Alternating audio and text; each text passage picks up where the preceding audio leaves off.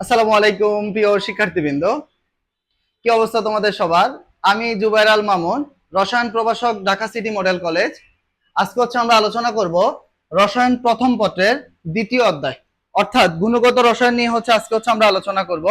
এই অধ্যায়টা তোমাদের একাডেমিক লাইফের জন্য খুবই ইম্পর্টেন্ট।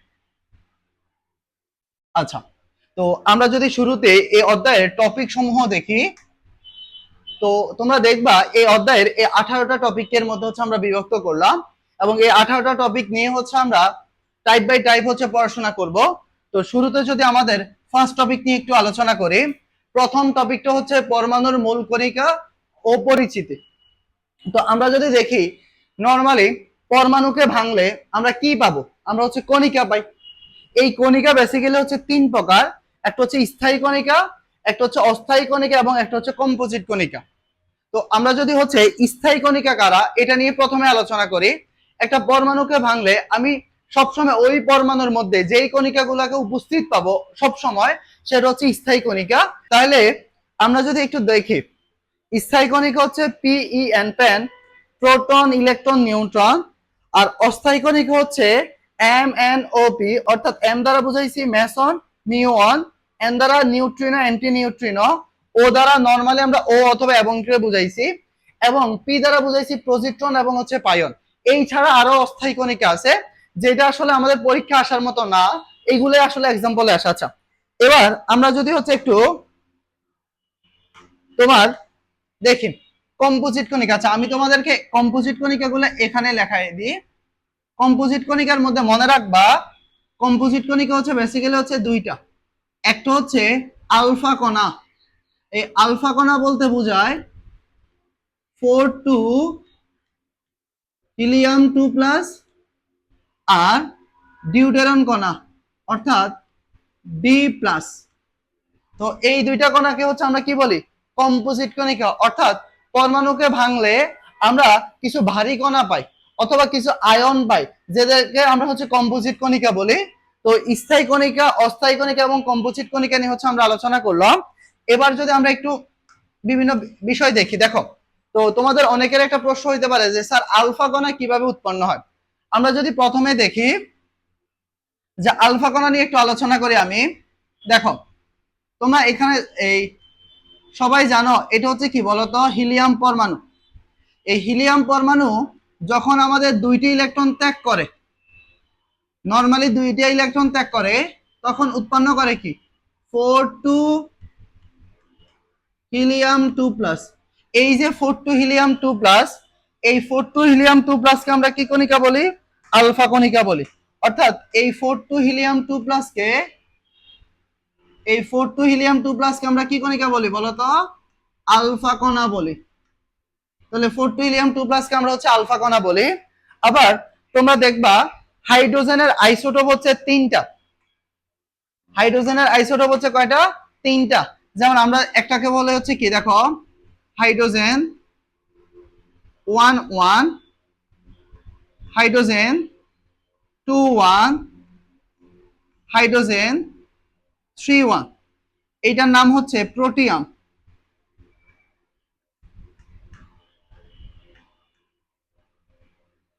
এটার নাম প্রোটিয়াম। এটার নাম ডিউটেরিয়াম। আর এটার নাম ট্রিটিয়াম।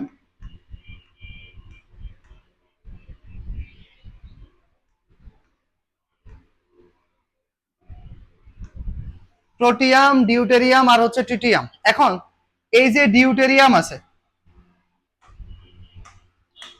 এই ডিউটেরিয়ামটা দেখো, এই যে ডিউটেরিয়ামটা আছে, এই ডিউটেরিয়ামটা যদি এই ডিউটেরিয়ামটা যদি দেখো, ডিউটেরিয়ামটা কি? হাইড্রোজেন 2 1। এই ডিউটেরিয়ামটা যখন একটা ইলেকট্রন ত্যাগ করবে, তখন উৎপন্ন হয় কি? দেখো, 2 1 হাইড্রোজেন প্লাস। এই 2 1 হাইড্রোজেন প্লাসটাকে আমরা বেসিক্যালি বলি কি বলতো? ডিউটেরন কণা।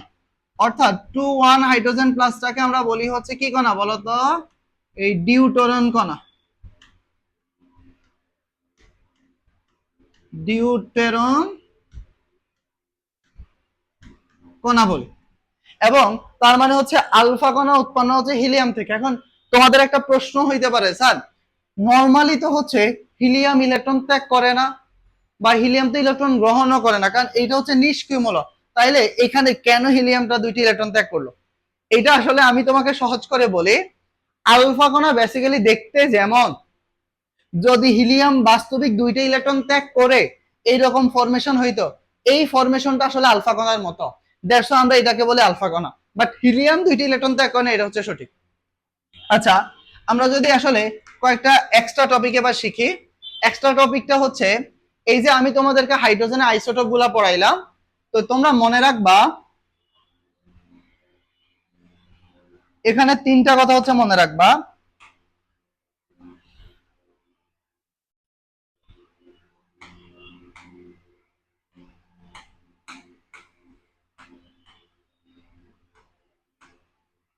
আচ্ছা, এখানে আমি যদি তোমাদের বলি, এই যে ওয়ান ওয়ান হাইড্রোজেন, এইটা থেকে আমরা যে মানে পানি খাই H2O, এই পানিটি উৎপন্ন হয় এখান থেকে, অর্থাৎ এটা হচ্ছে নর্মাল পানি, নর্মাল পানি। আর তুমি যদি মনে রাখো 2 1 হাইড্রোজেন, এইটা হচ্ছে আমরা D2O, এই পানিটাকে আমরা বলি হচ্ছে ভারী পানি। এটাকে আমরা কি পানি বলি? ভারী পানি বলি। আর তুমি যদি দেখো 3 1 হাইড্রোজেন, এটাকে আমরা বলি হচ্ছে T2O, এটাকে আমরা বলি অতি ভারী পানি, অতি ভারী পানি। তো তোমরা নর্মালি দেখো, নর্মাল পানিতে হচ্ছে H2O, ভারী পানি হচ্ছে D2O, অতি ভারী পানি হচ্ছে কি T2O। আচ্ছা, এবার আমরা যদি পরের টপিকে যাই, দেখো এখানে কি আছে, যে ইলেকট্রন প্রোটন এবং ওই যে স্থায়ী কণিকার যে ব্যাপারটা, এটা হচ্ছে এখানে বললো যে অস্থায়ী কণিকাগুলা কারা। তো তোমাদের আমি অস্থায়ী কণিকাগুলা হচ্ছে পড়াই ফেলছি। এই যে দেখো, মেসন, পজিট্রন, পাইন, নিউট্রিনো ইত্যাদি আরো আছে। আবার কম্পোজিট কণিকা যদি স্যার বলি, কম্পোজিট কণিকা এই যে দেখো, ডিউটেরন কণা, আর একটা হচ্ছে কি কণা বলতো? আলফা কণা। তোমাদের পরীক্ষা এখান থেকে এমসিকিউ আসে যে আলফা কণার চার্জ কত। আলফা কণার চার্জ কিন্তু হচ্ছে +2, এটা মনে রাখবা। ডিউটেরন কণার চার্জ কত? সেটা হচ্ছে +1, এটা হচ্ছে মনে রাখতে হবে। স্থায়ী কণিকা এবং তোমার হচ্ছে অস্থায়ী কণিকা এবং কম্পোজিট কণিকার হচ্ছে কারা। পরের টপিকে যদি আমরা অ্যাপ্রোচ করি, পরের টপিক হচ্ছে স্থায়ী কণিকার মধ্যে ইলেকট্রন। দেখো, এই ইলেকট্রনটা নিয়ে যদি আমরা শুরুতে আলোচনা করি, ইলেকট্রনের এই যে নরমালি দেখতে কেমন, সেটা হচ্ছে 0 1 E, এটা হচ্ছে ইলেকট্রন। ইলেকট্রন আবিষ্কার হয় কত সালে দেখো তো? 1897 সালে। কে আবিষ্কার করে? সেটা হচ্ছে ইলেকট্রন আবিষ্কার করে হচ্ছে জে জে থমসন। মনে রাখবে, ইলেকট্রন আবিষ্কার করে জে জে থমসন। উনি হচ্ছে ক্যাথোড রশ্মির পরীক্ষার মাধ্যমে ইলেকট্রনটা আবিষ্কার করে। এই যে ক্যাথোড রশ্মি, তার মানে ক্যাথোড রশ্মির পরীক্ষার মাধ্যমে ইলেকট্রন আবিষ্কার করে। এই এমসিকিউটা তোমাদের পরীক্ষা আসবে যে কোন রশ্মির পরীক্ষার মাধ্যমে ইলেকট্রন আবিষ্কার হয়, সেটা হচ্ছে ক্যাথোড রশ্মির পরীক্ষার মাধ্যমে ইলেকট্রন আবিষ্কার হয়। আচ্ছা, এখান থেকে আপাতত আর বাকিগুলো একটু তোমরা হচ্ছে পড়ে নিবা। পরে আমরা যদি দেখি প্রোটন, তো প্রোটন হচ্ছে, দেখো প্রোটনটা নিয়ে স্যার যদি একটু তোমাদের বলি,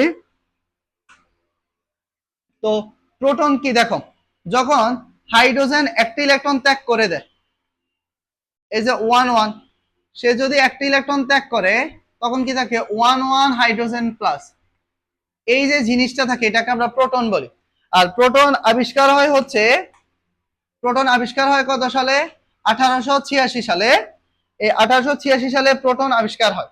এবং তোমাদের বইগুলোতে একটা ভুল কনসেপশন আছে যে প্রোটন আবিষ্কারকের মধ্যে লেখা থাকে হচ্ছে রাদারফোর্ড প্রোটন আবিষ্কারক। না, প্রোটন সর্বপ্রথম আবিষ্কার করে হচ্ছে গোল্ডস্টাইন।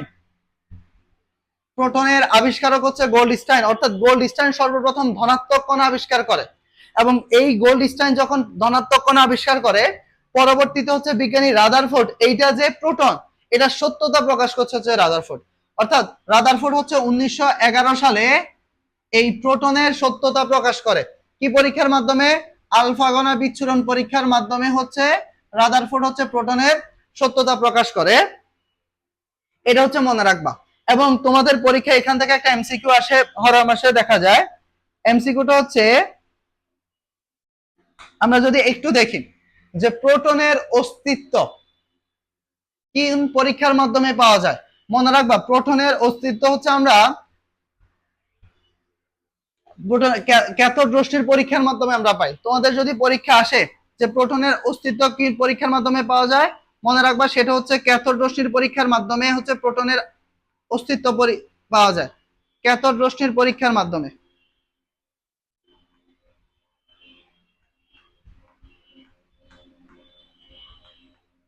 পরীক্ষার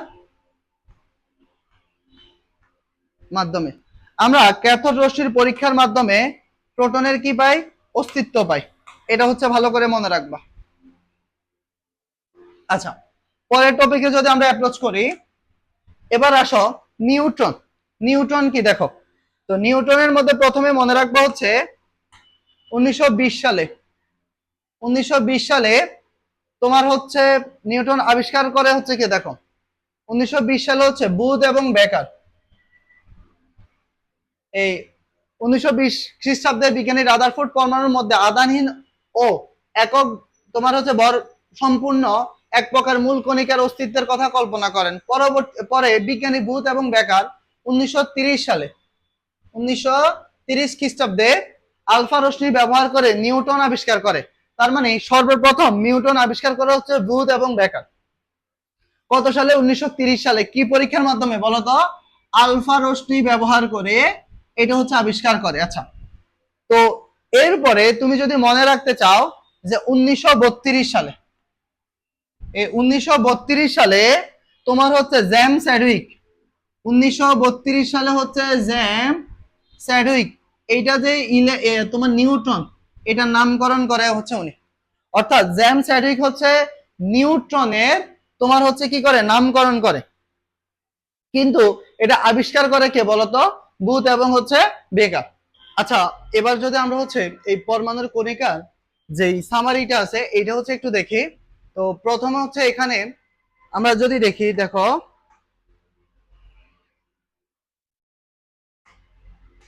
সেটা হচ্ছে কি দেখো তো, ইলেকট্রন। তো ইলেকট্রন আবিষ্কার করে কে? J J Thomson. কি রশ্মির মাধ্যমে বলতো? ক্যাথোড রশ্মির পরীক্ষার মাধ্যমে। এবং এটার নামকরণ করে কে? স্টোনি। তো ইলেকট্রনের নামকরণ কে করে? স্টোনি। এটা হচ্ছে তোমাদের জন্য ইম্পর্টেন্ট, মেডিকেল অ্যাডমিশনের জন্য হচ্ছে আসে। এরপরে আমরা যদি দেখি হচ্ছে প্রোটন, তো প্রোটন হচ্ছে আবিষ্কার করে কে? গোল্ডস্টাইন। এবং প্রোটনের তোমার সত্যতা প্রকাশ করে কে বলতো? রাদারফোর্ড হচ্ছে প্রোটনের সত্যতা প্রকাশ করে। আর নিউটন যদি বলি, নিউটন হচ্ছে আবিষ্কার করে কে হচ্ছে বলতো? জেম হচ্ছে স্যাডউইক। এবং তোমরা এই সালগুলো হচ্ছে মুখস্থ রাখবা, ইলেকট্রন, প্রোটন এবং নিউট্রনের সালগুলো কি রাখবা? মুখস্থ রাখবা। এবার যদি আমরা দেখি যে ভর সংখ্যা যদি দেখি বা ভর দেখি, যে ইলেকট্রনের ভর হচ্ছে 9.1085 ইন্টু 10⁻28 গ্রাম, প্রোটনের ভর হচ্ছে 1.673 ইন্টু 10⁻24 গ্রাম, এবং হচ্ছে নিউটনের ভর হচ্ছে 1.675 ইন্টু 10⁻24 গ্রাম। তোমরা একটু লক্ষ্য করো, লক্ষ্য করলে দেখবা এখানে হচ্ছে একটা ভর দেওয়া আছে, এই তো এখানে একটা ভর দেওয়া আছে। এই ভরটা কি ভর? এটাকে এই যে এ এম ইউ দ্বারা কি বোঝায়, এটা হচ্ছে আমরা নেক্সট স্লাইডে হচ্ছে আলোচনা করব। চলো আমরা হচ্ছে একটু দেখি। তো প্রথমে স্যার যদি তোমাদের বলি যে দেখো এ এম ইউ, এটা দ্বারা বোঝায় হচ্ছে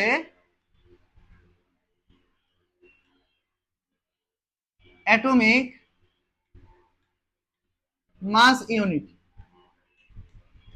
এ এম ইউ দ্বারা বোঝায়। এবং এইটার হচ্ছে একটা ভর আছে, এ এম ইউর ভর হচ্ছে 1.66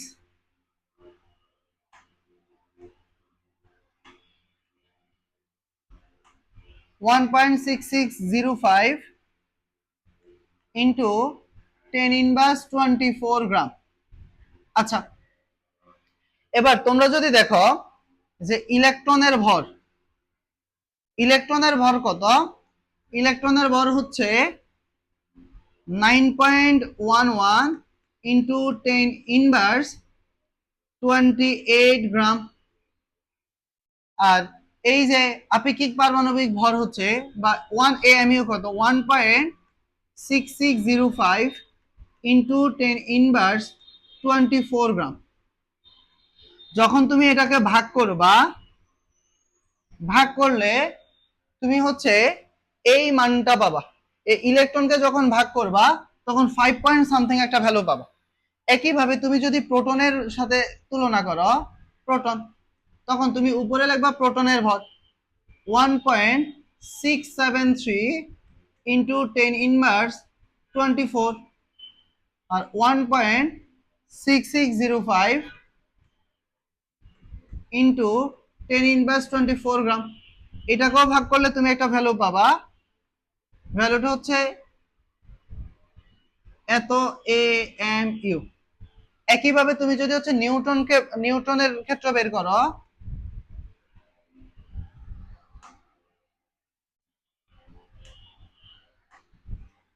এই তো নিউটনের ভরটা লিখবা 1.675 into 10^24 gram divide by 1.6605 into 10^24 gram. তো এইটাকেও ভাগ করলে তুমি ভ্যালুটা পাবা। তো আমি আশা করি তোমাদের বুঝাইতে পারছি যে এই যে আমরা নরমাল ভরকে কিভাবে AMU তে কনভার্ট করব। তোমরা যদি হচ্ছে দেখো, এই যে দেখছো এই মানটা, এবং তোমরা যদি বলো যে স্যার এই মানটা আমি কিভাবে পাবো, তো এইটাকে যদি হচ্ছে ঐকিক নিয়মে দেখতে চাও, তুমি দেখতে পারো। কিভাবে দেখবা দেখো, স্যার যদি তোমাদের বলি 1.6605 ইন্টু 10^24 গ্রাম ইকুয়াল কত, 1 AMU। এখন তুমি যদি হচ্ছে ধরো প্রোটনের ক্ষেত্রে বের করবা বা ইলেকট্রনের ক্ষেত্রে বের করবা, তখন এখানে ইলেকট্রনের ভরটা কত, সাপোজ হচ্ছে 9.11 ইন্টু 10^28 গ্রাম। তো এইটা ইকুয়াল কত AMU হবে, 9.11 ইন্টু 10^28 ডিভাইড বাই হচ্ছে 1.6605 ইন্টু 10^24 গ্রাম, এত AMU। এবার আমরা আলোচনা করব হচ্ছে একটা পরমাণু কিভাবে প্রকাশ করা হয়। তোমরা দেখো এখানে হচ্ছে একটা পরমাণুর বিভিন্ন ইনফরমেশন আছে। ধরো X একটা পরমাণু, তাহলে এইটা হচ্ছে আমাদের কি, স্যার তোমাদের যদি বলি ZA, তো Z কে আমরা বলি হচ্ছে পারমাণবিক সংখ্যা বা প্রোটন সংখ্যা। এটাকে তোমরা বলতে পারো, Z কে তোমরা কি বলতে পারো বলো তো, প্রোটন সংখ্যা। আর একে আমরা বলতে পারি হচ্ছে নিউক্লিয়ন সংখ্যা।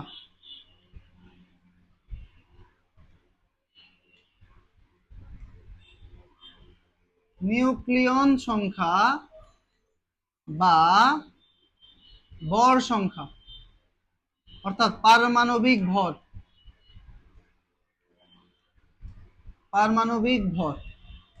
তো মনে রাখবা এই পারমাণবিক ভর A ইকুয়াল হচ্ছে P প্লাস হচ্ছে N।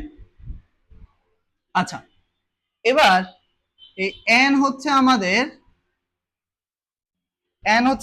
অণু সংখ্যা বা পরমাণু সংখ্যা।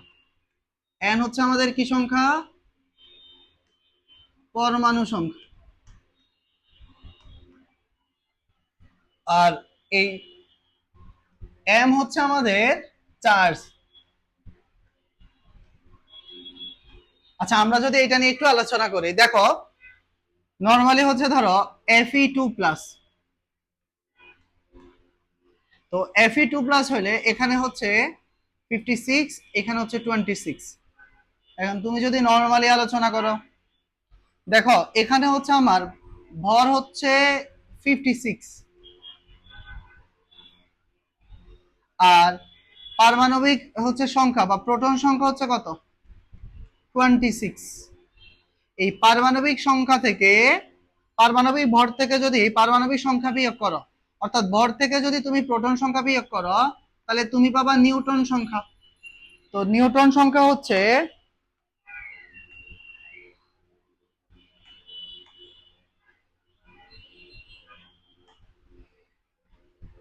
নিউটন সংখ্যা। তো এটা হচ্ছে কত, 56 থেকে 26 গেলে আর থাকে কত বলো তো, নিউটন সংখ্যা 30। এবার আমি তোমাকে যদি বলি ইলেকট্রন, দেখো ইলেকট্রন ছিল হচ্ছে 26টা, সে 2টি ইলেকট্রন ত্যাগ করছে, তার মানে ইলেকট্রন আছে কয়টা বলো তো, 24টা। অর্থাৎ এটা হচ্ছে আমাদের এ, এটা হচ্ছে আমাদের জেড, আর এ থেকে জেড বিয়োগ করলে আমরা যেটা পাবো সেটা হচ্ছে কি সংখ্যা, তোমার হচ্ছে নিউটন সংখ্যা। এবং যদি প্লাস চার্জ হয় সে ততগুলো ইলেকট্রন ত্যাগ করে, আর মাইনাস চার্জ হলে সে ততগুলো ইলেকট্রন কি করে, গ্রহণ করে। এবার আমরা যদি দেখি, দেখো তোমাকে বলছে কি, ফসফরাস অণুতে, কিসের অণুতে, ফসফরাস অণুতে বিদ্যমান মোট নিউটন সংখ্যা কত। আচ্ছা আমরা যদি দেখি, এই ফসফরাস অণু বলতে বোঝায় P4 কে। এখন তুমি যদি চিন্তা করো এই P4 এর গঠনটা কেমন, এ একটা ফসফরাস, এ একটা ফসফরাস, এ একটা ফসফরাস, এ একটা ফসফরাস, এই যে। এখন নরমালি আমরা যদি চিন্তা করি একটা ফসফরাসের, চিন্তা করো যে তোমার হচ্ছে নিউটন সংখ্যা কত, তো ফসফরাসের মধ্যে হচ্ছে এইটা, ফসফরাসের পারমাণবিক ভর কত, তোমার হচ্ছে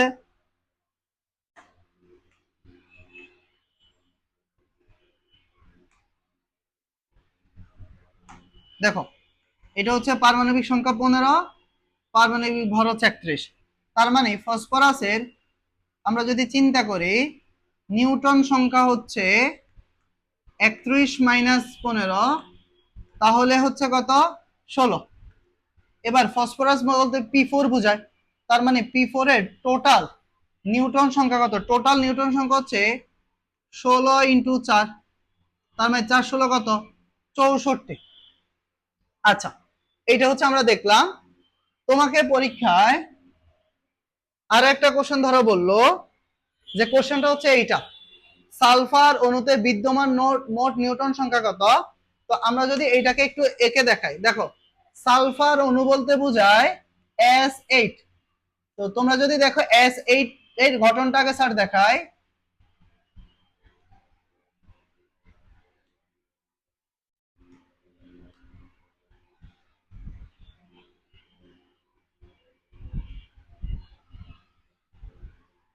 এই যে S8।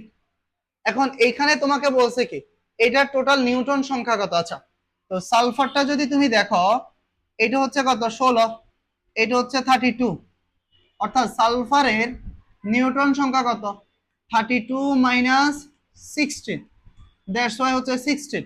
এবং টোটাল, তার মানে সালফারের টোটাল নিউটন কত হবে বলতো, 16 ইন্টু 8, তার মানে কত, 128টা। অর্থাৎ S8 এর টোটাল নিউটন সংখ্যা কত বলতো, 128। এইটা হচ্ছে আমরা এখানে দেখাইছি, দেখো এখানে হচ্ছে আমরা এটাকে দেখাইছি। এবার আমরা যদি পরের টপিকে অ্যাপ্রোচ করি, পরের টপিকটা আমাদের জন্য খুবই গুরুত্বপূর্ণ। এইটা হচ্ছে আইসোটোপ, আইসোটোন, আইসোমার বা হচ্ছে আইসো ইলেকট্রন রিলেটেড জিনিস। তো আমরা যদি তোমাকে বলি এই আইসো রিলেটেড পড়াশোনা আমরা করব, তো প্রথমে দেখো এখানে আমরা লিখলাম, দেখো কি লিখলাম, আইসোটোপ। মনে রাখবা এই আইসোটোপের পি দ্বারা, এই প দ্বারা বোঝায় প্রোটন সেট। আমি তোমাদের যদি বলি আইসোটোপের প দ্বারা কি বোঝায় বলো তো, আইসোটোপের প দ্বারা বোঝায় প্রোটন সেট। এবার মনে রাখবা এই আইসোটোনের ন দ্বারা বোঝায়, আইসোটোনের ন দ্বারা বোঝা হচ্ছে নিউটন সেট।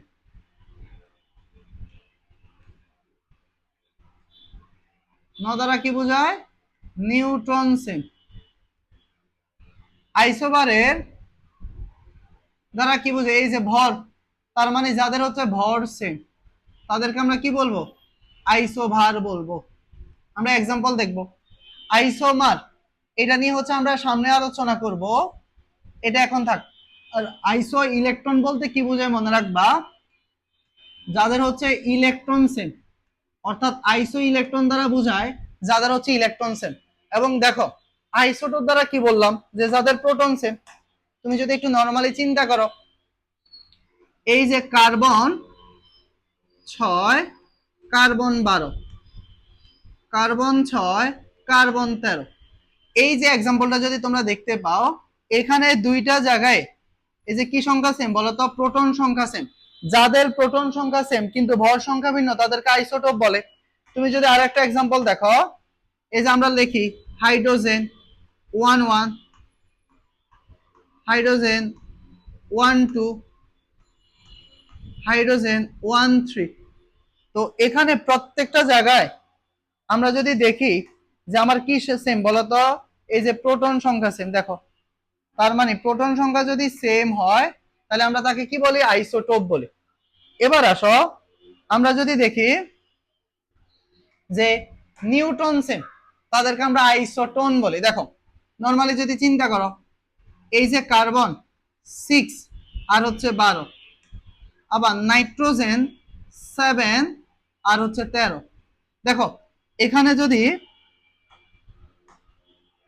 এই 12 থেকে 6 বিয়োগ করো তাহলে কত থাকে 6, 13 থেকেও যদি 7 বিয়োগ করো কত থাকে 6। অর্থাৎ এরা হচ্ছে কি বলতো, এরা হচ্ছে পরস্পরের আইসোটোন। যাদের নিউটন সংখ্যা সমান তাদেরকে আইসোটোন বলে। আমরা যদি আর একটা এক্সাম্পল দেখি, সেটা হচ্ছে ফসফরাস। ফসফরাস হচ্ছে 15 আর এটা হচ্ছে 31, আর ফসফরাস এটা হচ্ছে 16, এটা হচ্ছে 32। দেখো এদের কি সংখ্যা সেম, এদের হচ্ছে প্রোটন সংখ্যা সেম, তোমার হচ্ছে নিউটন সংখ্যা সেম। যাদের নিউটন সংখ্যা সেম তাদেরকে আমরা কি বলবো, আইসোটোন বলবো। এবার আসে আইসোভার, যাদের ভর সংখ্যা সমান তাদেরকে আমরা কি বলি, আইসোভার বলি। তো এক্সাম্পলটা যদি তোমরা দেখো, দেখো ভরের এই যে কপার এটা 29, এটাকে আমরা 64 বলি। আবার জিঙ্ক এটা 30, হ্যাঁ এটাকেও আমরা 64 বলি। দেখো এই যে দুই জায়গায় তাদের কি সংখ্যা সেম বলতো, ভর সংখ্যা সেম। যাদের ভর সংখ্যা সেম তাদেরকে আমরা কি বলবো, আইসোবার বলবো। যাদের ভর সংখ্যা সেম তাদেরকে কি বলবো, আইসোবার বলবো। এবার আসো আইসো ইলেকট্রন কি। আইসো ইলেকট্রনটা হচ্ছে যাদের ইলেকট্রন সংখ্যা সেম তাদেরকে আমরা আইসো ইলেকট্রন বলবো। তুমি যদি একটা এক্সাম্পলটা দেখো, nitrogen 3 minus, oxygen 2 minus, fluorine minus. দেখো এখানেও ইলেকট্রন আছে 10টা, এখানেও ইলেকট্রন আছে 10টা, এখানেও ইলেকট্রন আছে 10টা। অর্থাৎ এই এরা পরস্পর সাপেক্ষে কি বলতো, আইসো ইলেকট্রন। তুমি যদি আরো একটা এক্সাম্পল দেখো, দেখো সেটা হচ্ছে sodium plus, magnesium 2 plus, aluminium 3 plus. আচ্ছা এখানে দেখো ইলেকট্রন কয়টা, 10টা, এখানেও ইলেকট্রন 10টা, এখানেও ইলেকট্রন 10টা। অর্থাৎ যাদের ইলেকট্রন সংখ্যা সেম আমরা তাদেরকে কি বলবো, আইসো ইলেকট্রন বলবো। আচ্ছা আমরা যদি পরে এক্সট্রা একটা জিনিস শিখি, সেটা হচ্ছে আইসো ইলেকট্রন। দেখো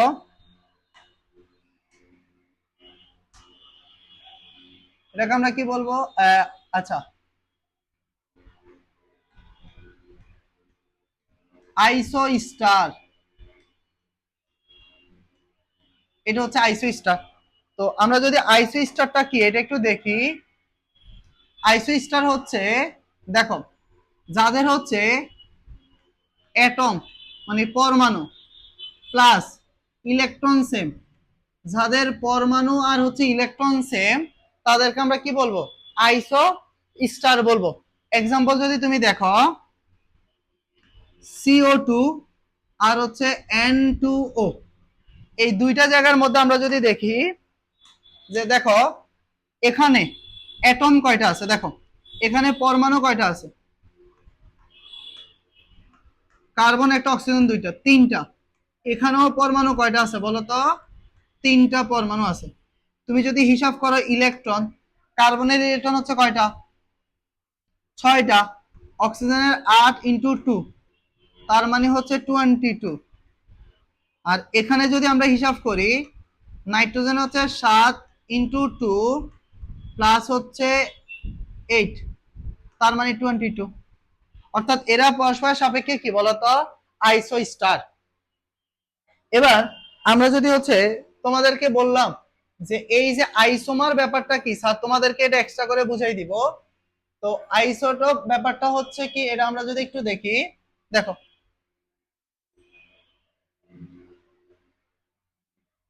নরমালি একটু দেখি আমরা, যে সেটা হচ্ছে কি বলতো? আইসোমার।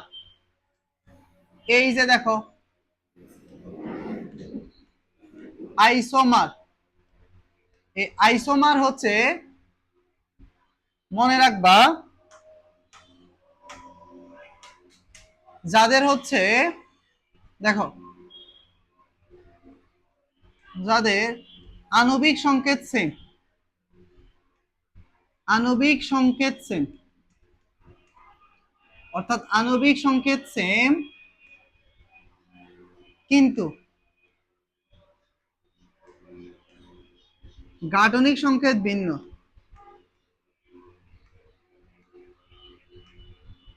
কিন্তু গাঠনিক সংকেত ভিন্ন, যাদের আণবিক সংকেত সেম কিন্তু গাঠনিক সংকেত ভিন্ন তাদেরকে কি বলে? আইসোমার বলে। আমরা যদি এক্সাম্পলটা দেখি, ধরো C2 তোমার হচ্ছে A6O, এই যে আমরা সংকেতটা লিখলাম, দেখো এইটা আইসোমার স্পেশালি হচ্ছে তোমাদের অর্গানিক কেমিস্ট্রিতে তোমরা পড়বা, অর্থাৎ কেমিস্ট্রি সেকেন্ড পেপারে পড়বা। তারপর আমরা একটু এক্সাম্পলটা একটু দেখাই দিই।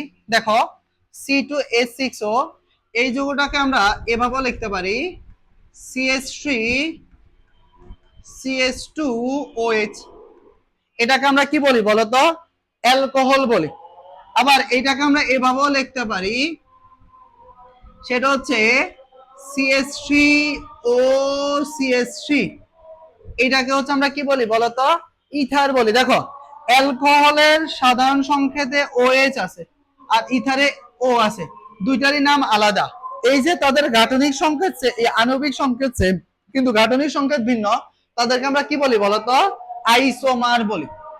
এবার আমরা যদি হচ্ছে একটু পরের টপিকে দেখি, এখানে আইসোটপ কি, আইসোটোন কি, আইসোভার কি, আইসো ইলেকট্রন কি, আইসোমার কি, এই প্রত্যেকটা ব্যাপার দেখো তোমাকে সুন্দর করে বলা আছে, যেটা আমরা একটু আগে পড়ে আসছি।